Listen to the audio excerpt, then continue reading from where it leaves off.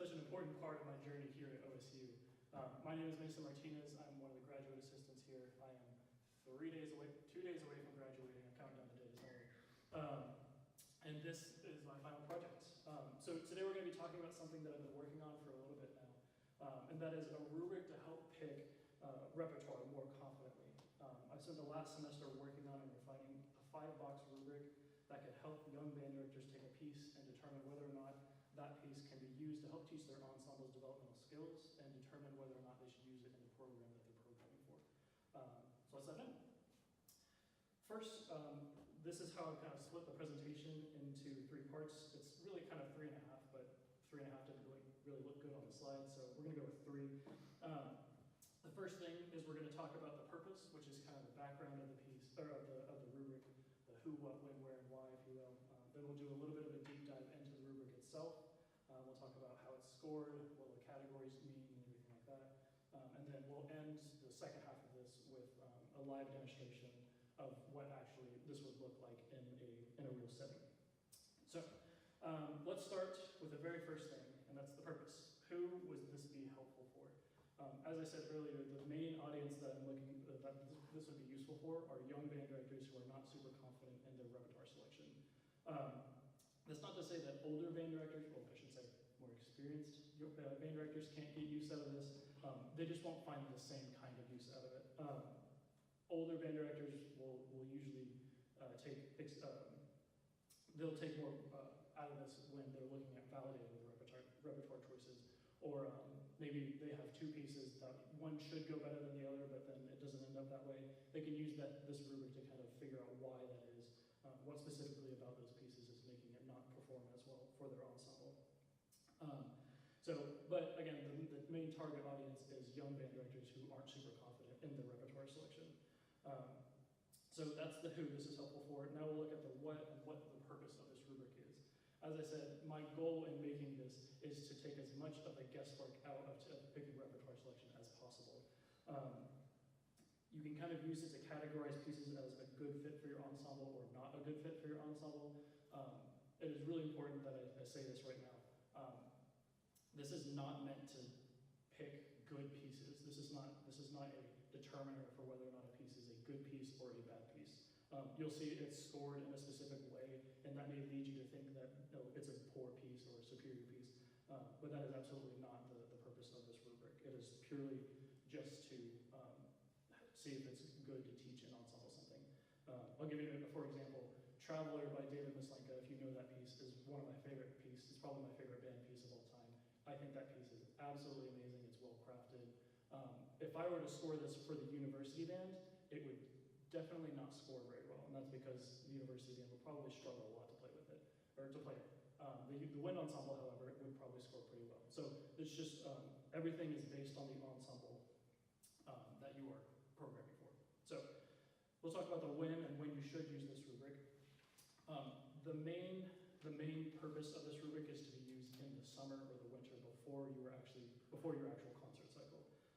The reason being is you'll ideally have enough time to sit with the piece that you're working to program, and you'll get to know it. You'll be able to use that knowledge that you use score studying to actually use on the rubric itself.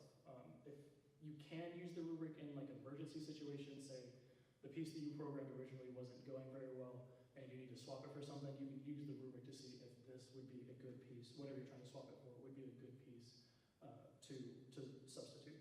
So that's the when. Then we'll talk about the where. Where is this rubric applicable? One of the great things about this rubric, and I think one of the things that I'm really proud of, is originally this rubric was kind of made specifically for larger ensembles, specifically for wind bands. But as I kind of developed it and as I was working through it, I actually realized that you can use this rubric for a lot of different ensembles. You can use it for jazz bands, quartets, trios, sax ensembles, any kind of ensemble that you're looking for. And really, you can almost use it if you're picking solo rep for yourself. If you kind of have to reframe your mind as I am the ensemble and I'm trying to develop whatever skill. So you can use it in that way. But really, anytime you're in charge of programming for anything, you can use this rubric to see if it would be a good fit. So that's the where. Now we have why, and why I chose to make this.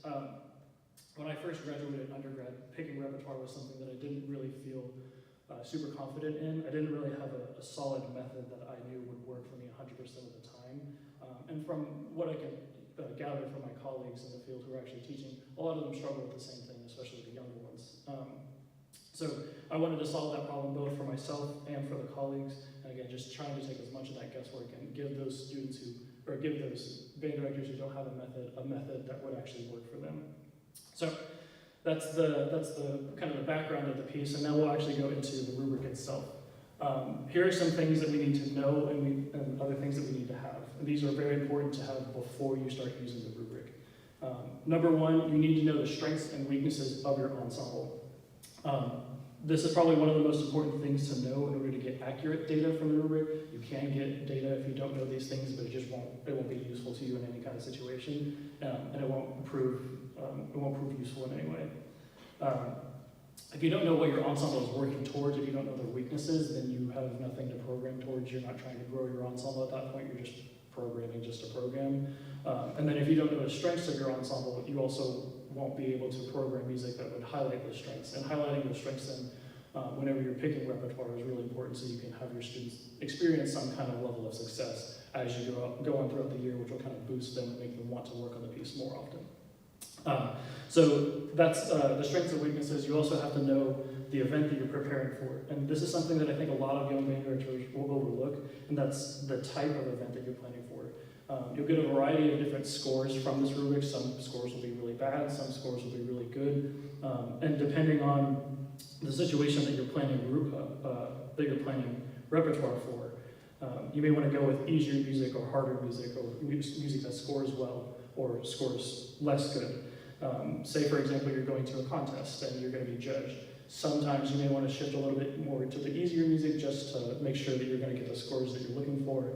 And if, say, like a winter concert where it's just your home audience, you're not being judged, you can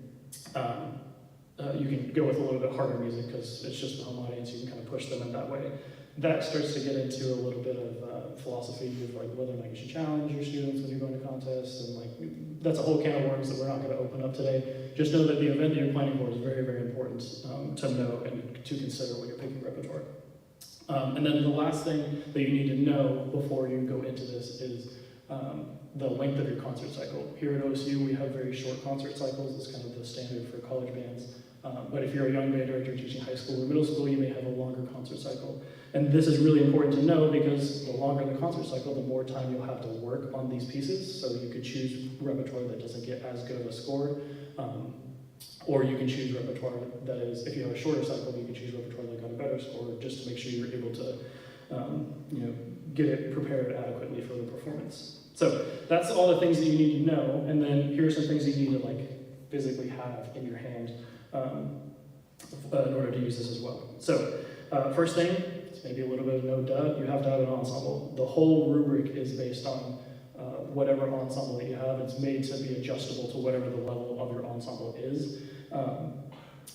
But no matter what, you have to have some kind of ensemble because the ensemble provides that frame of reference for the rubric. So I have to have an ensemble. That was really loud, I'm sorry. You have to have an ensemble to perform with. The other thing you have to have is a score for the piece that you're looking at. Some people, especially if it's a new piece, it is very important that you have a score because at first glance, you may, or I guess at first listen, you may hear things that, oh, my students will be able to play that just fine, but then you look at the score and it ends up being a little bit harder than what you actually initially thought. So a lot of the work is going to be in knowing your score and knowing the challenges and how your ensemble fits inside of those challenges.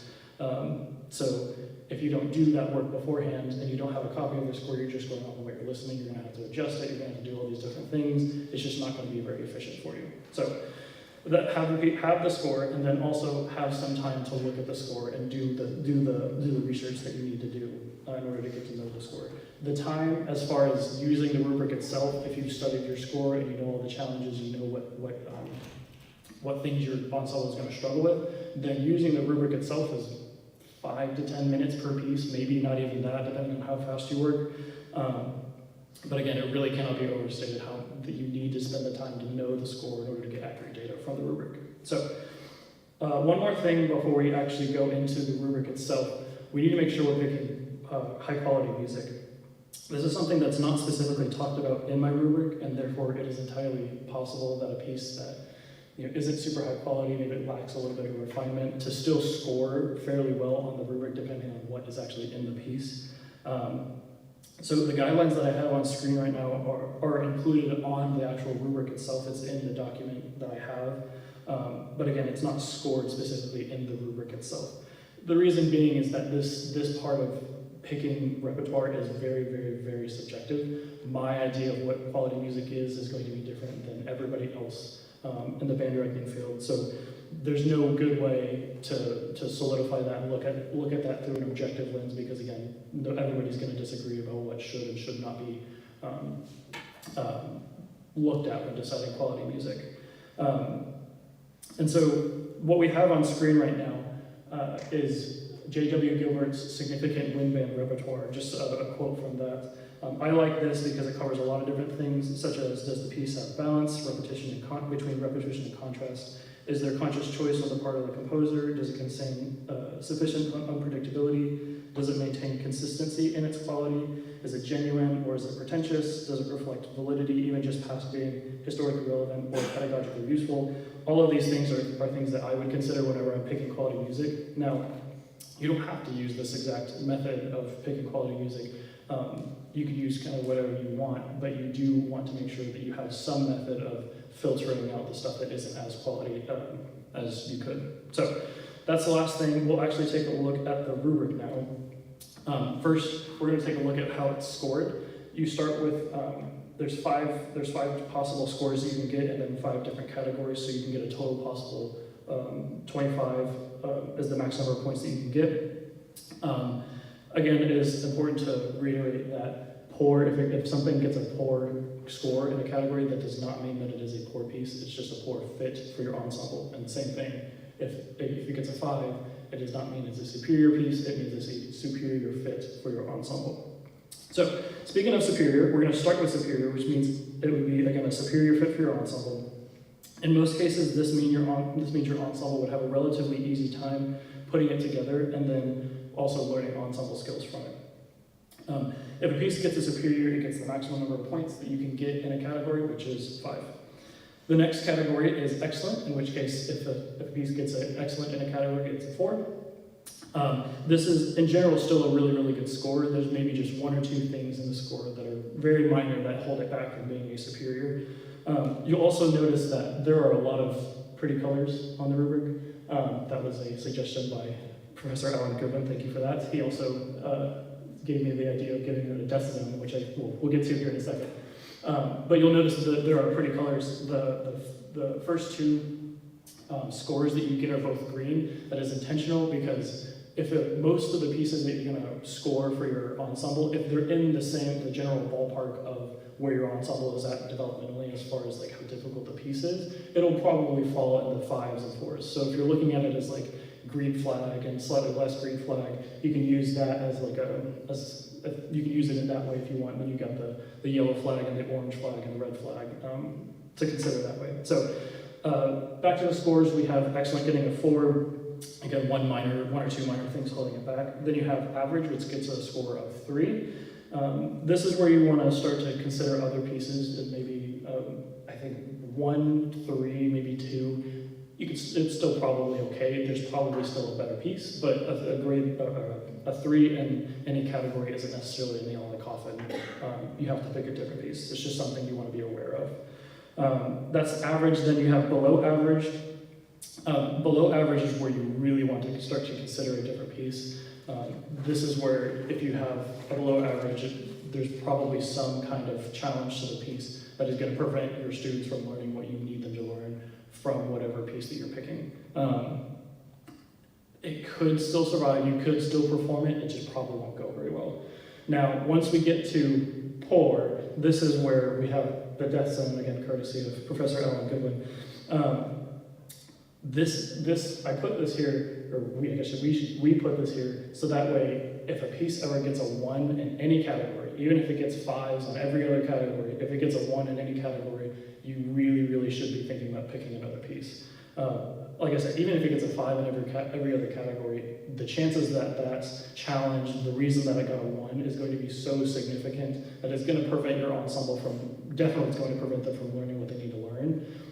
And then if you decide to go through with it, chances are the performance is not going to go very well. It's just not, it's going to be too much for your ensemble in whatever way that the category kind of determines. So that's how it's scored. Now we can take a look at how each of the criteria kind of plays into that and what they mean. You'll notice if you look at the criteria, you have the title of it, and then you also have a brief description just to kind of clarify what each of the categories means. Also note that these categories are based on the abilities and the makeup of your ensemble. Again, like I was saying earlier, this is made to be adjustable. So if you don't have an ensemble that you're working toward, or at least an idea of the ensemble that you're programming for, this rubric will not be usable because you have, again, no frame of reference to use the rubric on. So first category is ensemble compatibility. This category grades pieces on how well the instrumentation that is required for the score fits the instrumentation that you have available to you. On the left side of the rubric, you'll see that you have where the instrumentation that the piece calls for is exactly what you have, say for maybe one part that you don't have and it's cued in another part. That would be something that would be totally fine. That's still kind of what the composer intended for when they wrote the piece. So that would be what a superior looks like. And then as you get more and more of those instruments that I don't have that instrument, it's not cued, so I either have to leave that part out entirely or try to put it on a different instrument, which doesn't sound the same as what the composer intended. As you get more and more of those situations, you move further down the scale all the way down to poor, where it just doesn't match your ensemble at all. So that's ensemble compatibility. We also have technical scope, which this talks about how many different unique challenges that the piece presents for your ensemble. In an ideal situation, if you're trying to teach an ensemble a specific skill, you're going to pick a piece where that skill is the main centerpiece of the piece that you're trying to program. If you have a piece that has a bunch of different challenges, then your ensemble is going to have a harder time focusing on the one thing that you need them to focus on, which is not ideal if you're trying to teach them one specific skill. So on the far left, you have, like I said, a piece that has 1, and then as you add challenges, the piece would slide further down to the right, getting a poor score if it has 5 or more major challenges for the ensemble. So that's that category. Then you have orchestrational challenges. Earlier I had mentioned that this rubric is not made to grade pieces on their inherent quality or value, and that still holds true. This category is the closest we will get, and again, this category is still not, is this piece good or high quality or anything like that. This is looking at one aspect of composition, that being how it's orchestrated.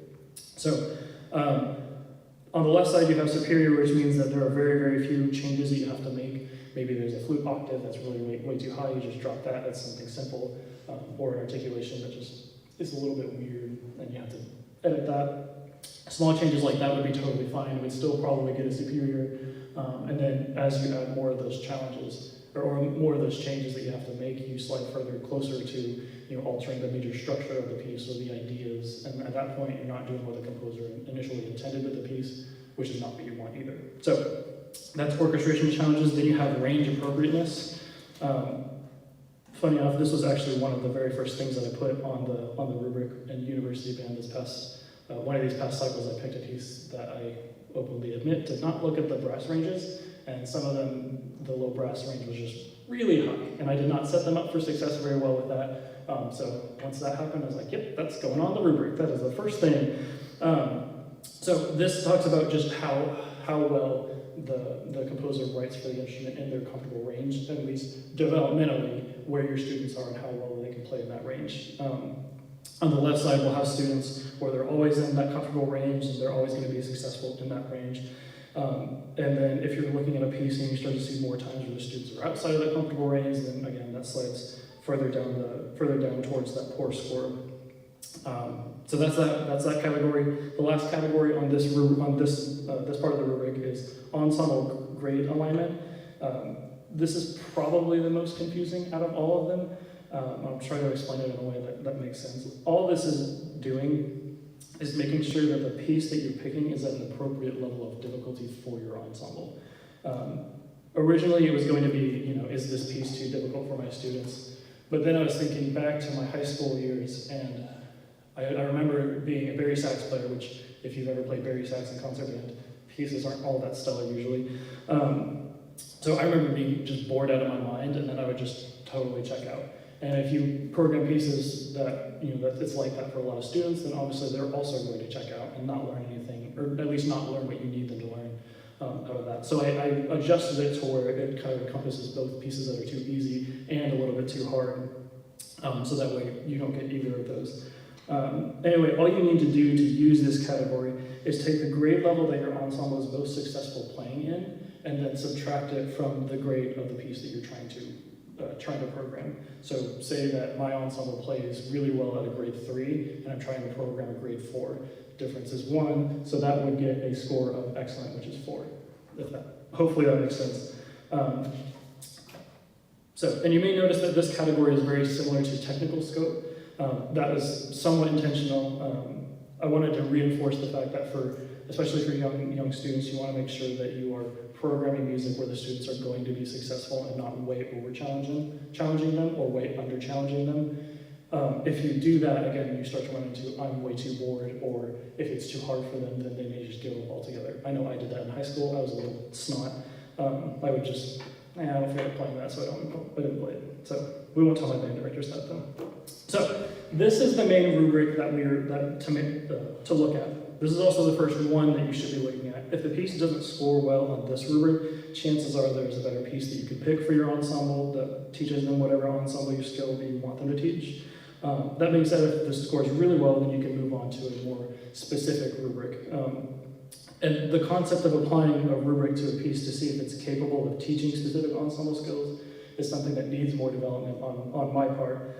For the purposes of this project, originally I was going to create 3 different ones. That proved to be a little bit too wide of a scope, so I narrowed it down to just creating 1 additional rubric, kind of as a proof of concept that this concept of using rubrics to teach or to pick pieces works. So what I did is I created an additional rubric that focuses on the concept of intonation. Other ensemble skills such as articulation, interpretation, or whatever else are still in the works, but we'll probably end up leaving that for future Mason if he ever decides to get a doctorate and do a dissertation. So for now, we're going to look at the intonation rubric, which is the next one. So again, if a piece scores really great on the first one, you move on to this one. And this one is basically the same thing. The categories are a little bit different. So we're just going to blast through these really quick. The first one is dynamic scope. One of the most important concepts in tuning that I believe needs to be taught is balancing the chord. 80% of tuning is just balancing the chord and getting that part right. And so if you pick pieces that are, only stay within the mezzo piano, mezzo forte, maybe the occasional piano, the occasional forte, I think you're robbing the students of the opportunity to practice playing in those ranges and tuning in those ranges. If you only ever tune at a mezzo forte, your ensemble's only ever going to be able to tune at a mezzo forte. So having those opportunities to get outside of that comfortable dynamic is going to help them with that skill specifically. So a superior category means that the piece that you're looking at has a wide variety of dynamics and opportunities to practice in those dynamics. And as you move further right, you have pieces where that range kind of thins out. So that's the first one. The second one is harmonic consistency. This one grades pieces based on how consistent the harmony is. That was pretty self-explanatory. Does the piece have harmony, or whatever the harmonic language is that harmonic language consistent? It can be thirds and mostly triads, or maybe it's all over fifths and stuff like that. Whatever it is, it just needs to be consistent. You'll have a piece every once in a while where it starts with beautiful triadic harmony, and then the composer feels a little kooky and throws a semitone right in the middle of the piece, and then starts to add cluster chords, and it gets those kind of pieces are not ideal because students need to know what to expect, and then also they need to have as much practice on whatever harmonic language that they're practicing. And if you stop them halfway through, obviously then that robs them of some time that they can use to practice. So that's that one. Then you have harmonic density. Harmonic density is somewhat similar to harmonic consistency, except it focuses more on the exact intervals that are used in the harmonies. When trying to tune chords in general, intervals that are really, really tightly packed or close together are pretty hard to hear through, or at least they're a little distracting and can make the harmony for the students, especially if they're young and they're still developing their ears, a little bit hard to tune. So like you can have dominant seventh chords and stuff like that, but if that seven and the root are really, really close together, and then they end up being really hard to hear through, and it ends up kind of obscuring the harmony that the composer originally intended. Additionally, overuse of things like cluster chords and chromatic content can make the piece also kind of have that same thing where it's harder on the students, and it's also harder on the director having to hear and tune all of that. So it also just makes your job a lot harder as well. The ideal piece in this category is going to feature mostly open harmony, thirds, fifths, octaves, unison, stuff like that, being the most prevalent type. And then you can have sevenths and ninths and stuff like that. They just need to be scored in a way where they're not going to conflict as far as where the octaves are. And then as you go further right, like I said, you have more cluster chords, you have more semitones and stuff like that. So that's that category. Then we go down to duration of vertical tuning moments. This category scores pieces on not only the frequency, but also how long those sustained tuning moments are. Young students especially need to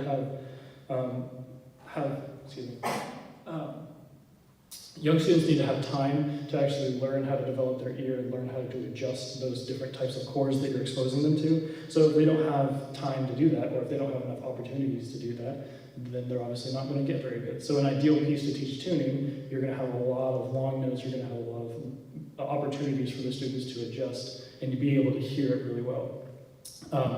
So again, the ideal piece is going to be mostly sustained chords, and then if you have more, the less opportunity to get it, then the farther you slide down to the right of that. Then the last category in this rubric is ensemble texture. This category looks specifically at the textural decisions made by the composer and whether or not those decisions help or hinder the student's ability to hear the harmony.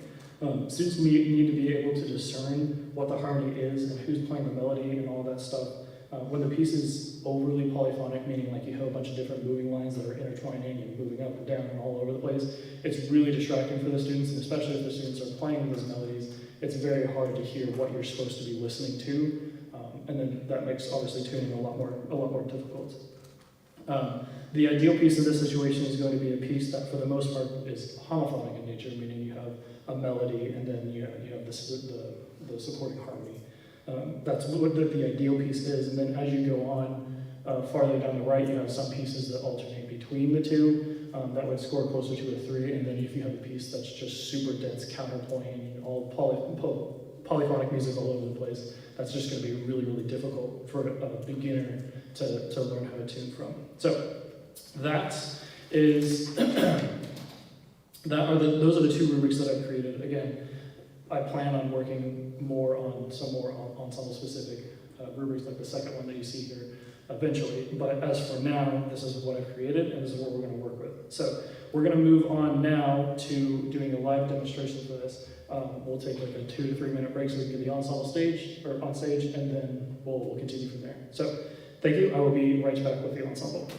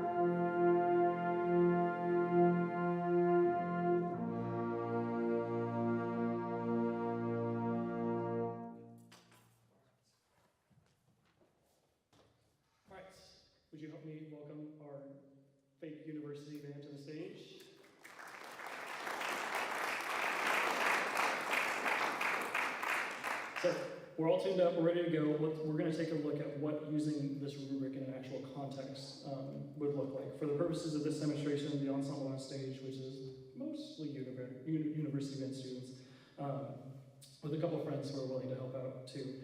We're going to pretend that they are the full university bands, and we'll see what it's like to program for them using this rubric. We just obviously can't fit the full 60-piece ensemble. That would be a little cramped. So first, we're going to look at our first piece, which is, Lexa, real quick, this is the piece we just got done doing on this past concert cycle. It has quickly become one of my favorite pieces of all time. And at first glance, when you look at the score, it looks like it would be a perfect song to teach intonation. The piece, when you look at the score, is filled to the brim with whole notes and half notes and quarter notes. And interestingly enough, it does not have one, like a clear melody that kind of flows throughout the piece. And originally, melody was going to be on the rubric that we originally saw on the intonation side of things, but then Dr. Ginevra reminded me that this piece existed. So it really challenged my original concept of what classifies as being good to teach intonation. So melody is not on there anymore. Thank you, Dr. Ginevra. So we'll take a look at how this piece scored. It got a 42 out of 50 possible points, which is really, really good. It hovers around a 4, jumping up to 5 in a couple places and down to 3 in a couple other places. We'll see why that is here in a minute. We'll go through why it lost all these points. For the first one, ensemble compatibility, it requires a bassoon and a contrabassoon, which our university band does not have access to.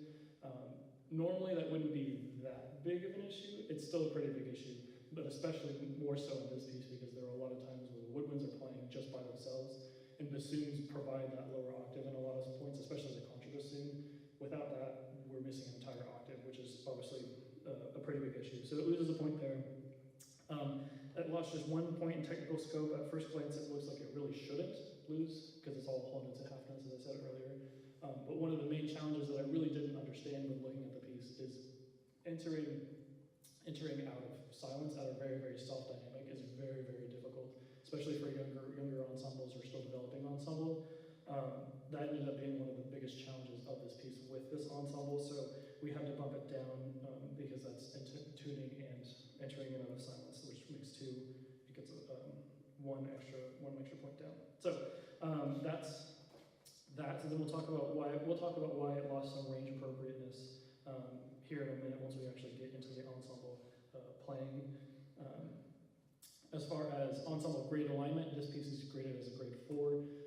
The university band, I believe, is most successful playing in a grade 3. They're starting to move into the grade 3.5. They've made some really, really good progress in the past couple of years.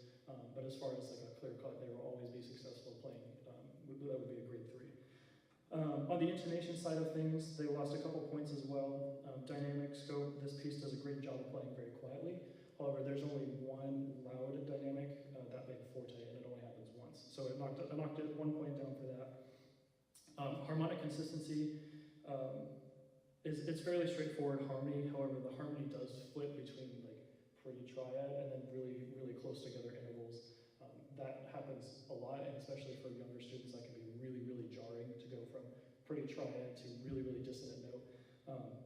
So it lost a point for that, and then where it loses the most points is harmonic density. There are so many cases where people, especially playing the same instrument sitting right next to each other, are playing seconds apart, which is, again, really distracting, really difficult for younger students who are learning how to tune to hear through. Every other category, this piece gets a 5, so we'll see how this first piece plays for university bands. Here are some important parts on the screen. If you look on the very far left, you have some triads. If you look at the very far left one, you have triads in the first and third measure, which is really easy to tune, like a B flat major or something like that. And then it moves to a 7 and a 9 chord, which, again, that's an example of it flipping between the two. We'll hear what it sounds like, and maybe it won't be too bad. Here we go.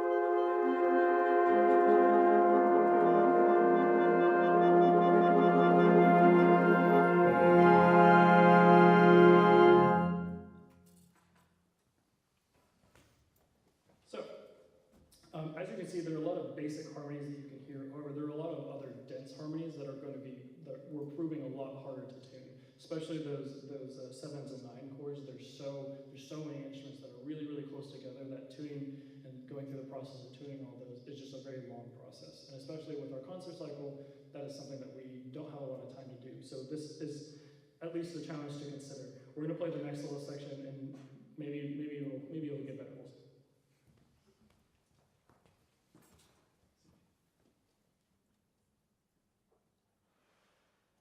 We'll see.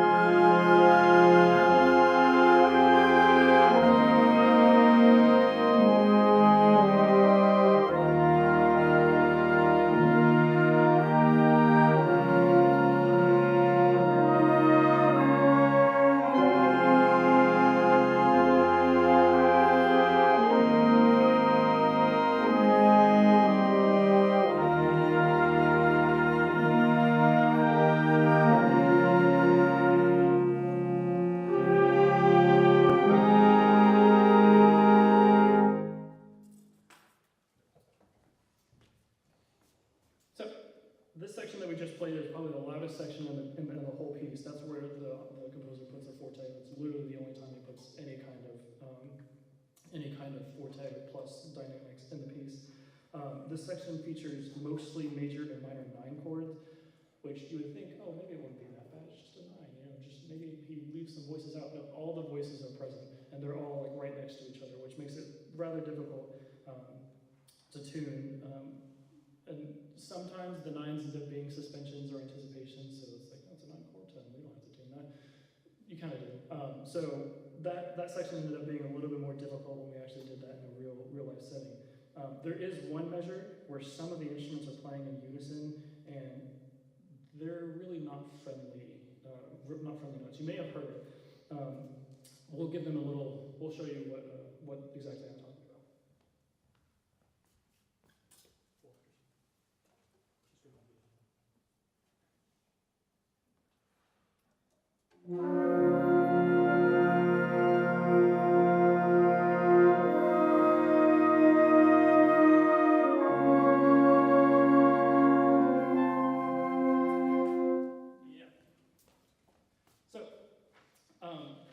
That section is the middle example right there. I couldn't get all of the voices on without being super tiny. But you can tell that is, what is that, 1, 2, 3, 4, 5, like 10 instruments all playing the exact same notes in just different octaves. And some of the octaves are just not very great ranges for the instruments. The main example being bari sax. That's just not a good range for the bari sax. I mean, I remember I still struggle to this day with making that range sound good. And then you also have poor flute 3 and 4 who are playing, their instruments are directed at each other's ear trying to play the super high note, which it's not crazy high, but it is high enough that it would be a little bit challenging for young students to do. So that's just another example of things you would definitely want to consider when looking at the rubric. Up until this point, though, it's really only been 7s and 9s, and surely they wouldn't do anything crazy like a D minor 11 chord. That would be insane, right?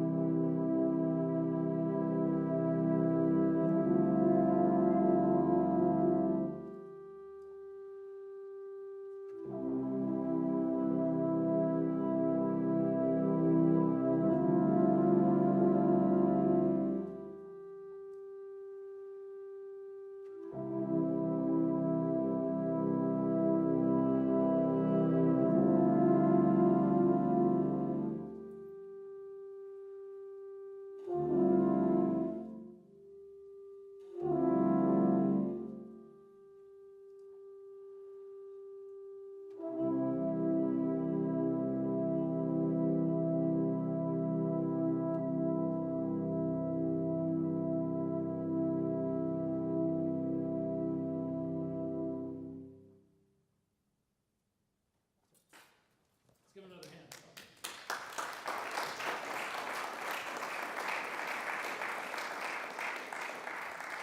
So the ending of this piece is probably one of my favorite endings to a piece ever. I think it's just absolutely gorgeous.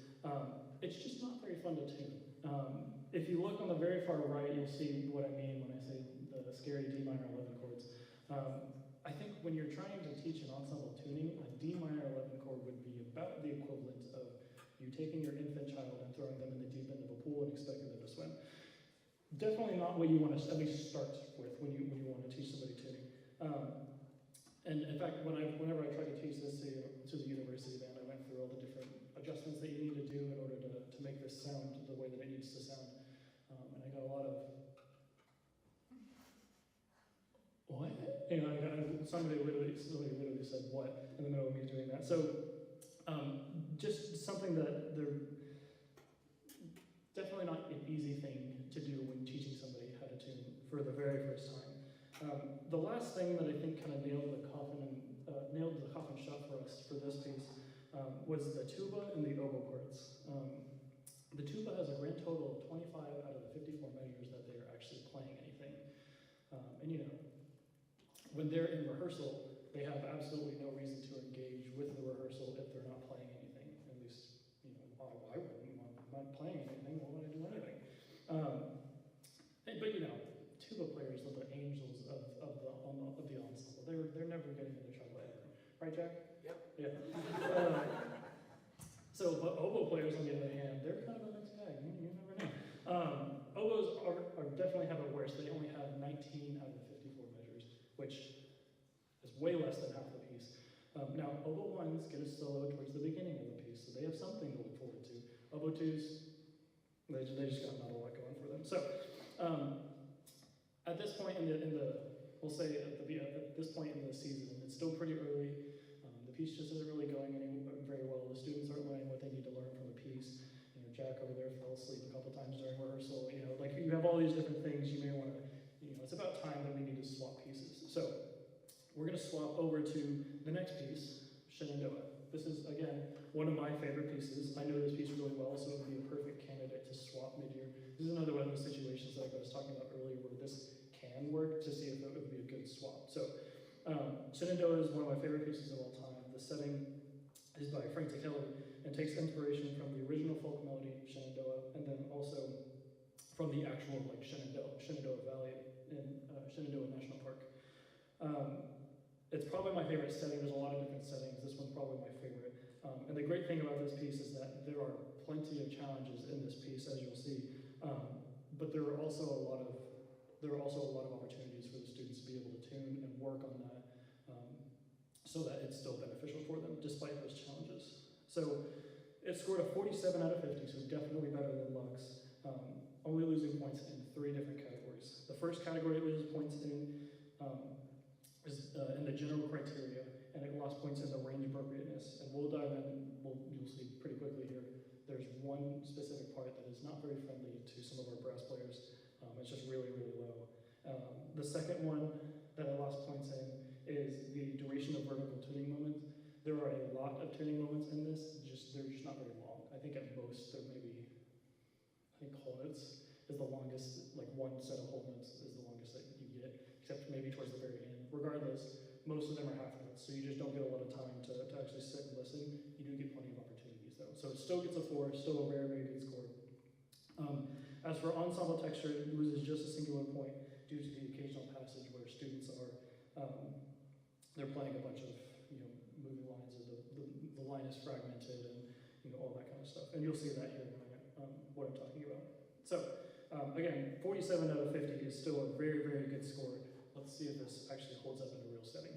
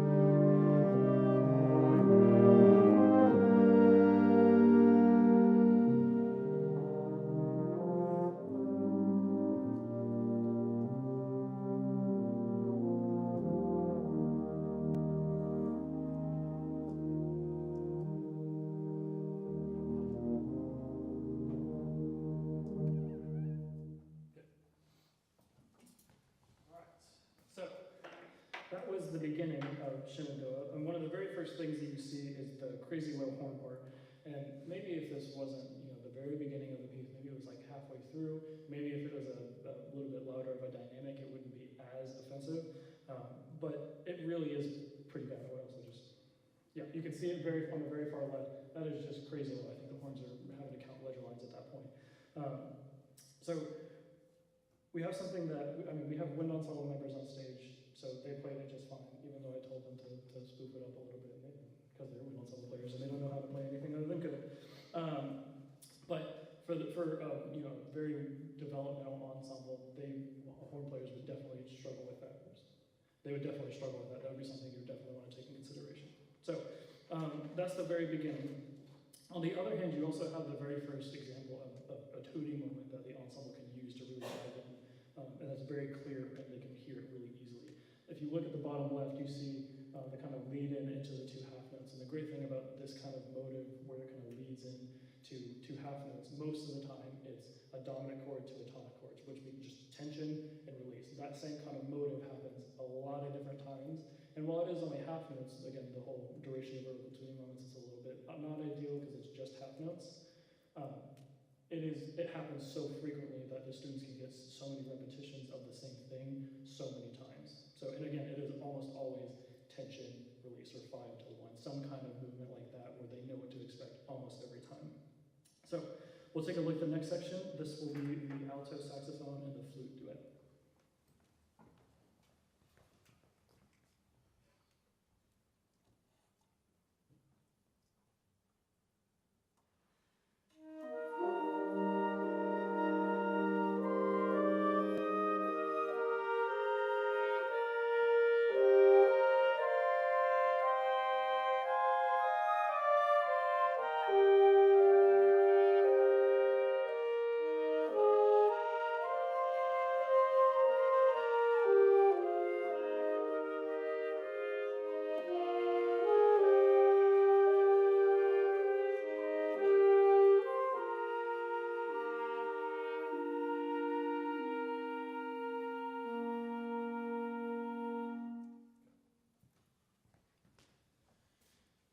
So this is another passage that may prove difficult for some students because the alto and the flute are both playing in octaves.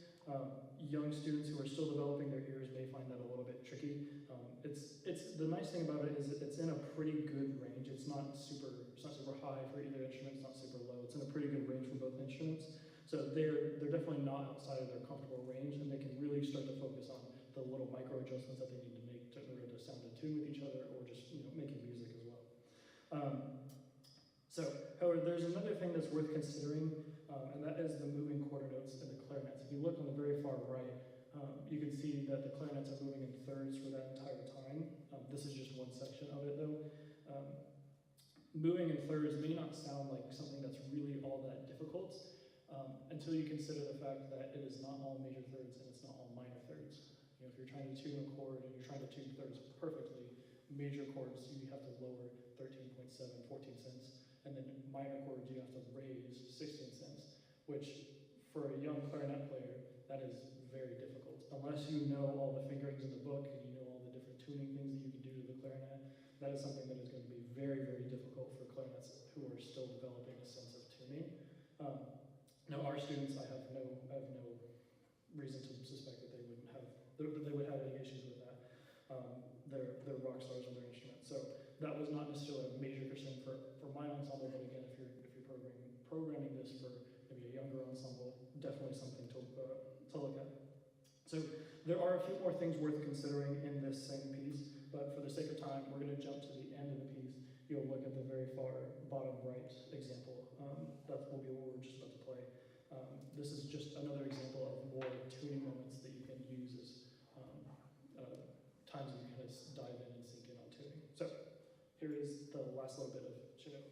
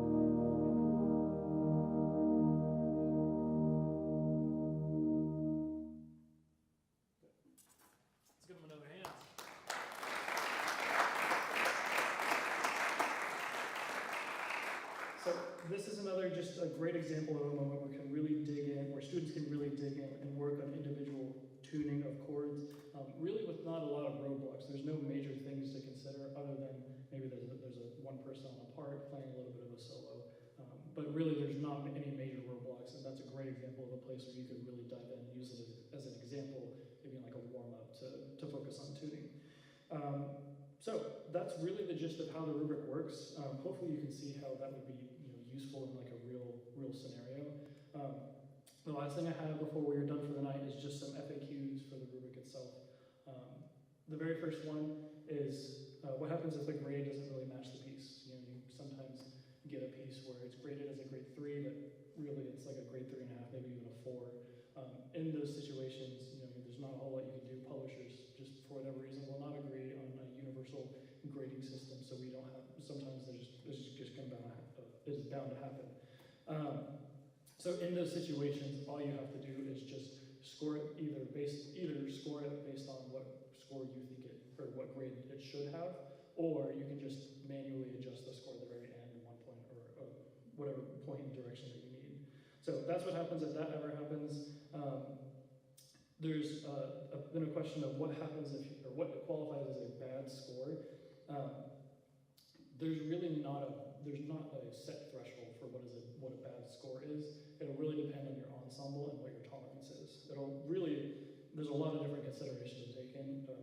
Things like, again, the things that we talked about, like the event, the length of the concert cycle, even how willing your students are to learn the concepts that you're teaching. All of those things are going to play into where you set your threshold for, okay, we can pick that piece or we can't pick that piece. So again, different for every ensemble.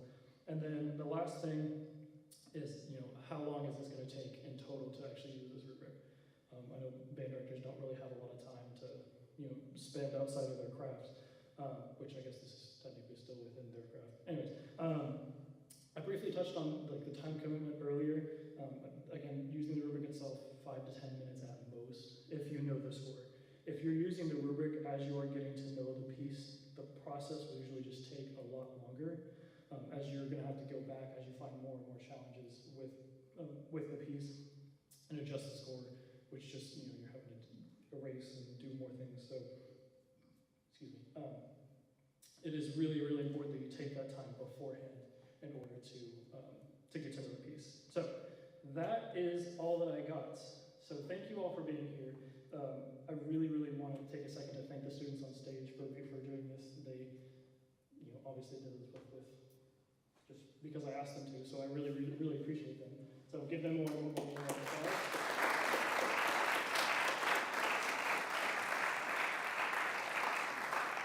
I also want to say thank you to my family. They're sitting over there. You can wave hi. That's my family. They have supported me more than anybody else in my entire life through this entire journey. They've made the drive. This is a 4-hour drive for them, and they do it all the time. So I really, really appreciate the support they have given me over the past 2 years. It really, really does mean a lot. So thank you guys. The last people I want to thank are Professor Dr. Ginevra, Professor Alan Goodwin, and Dr. Johnny Salinas for being my mentors throughout this entire process. Not just the process of doing this as my recital, but also just throughout these past 2 years. Y'all have really made a huge impact on me as a teacher, as an educator. So thank you so much for that. So thank you everybody else for being here. That is all I got, and go Pokes.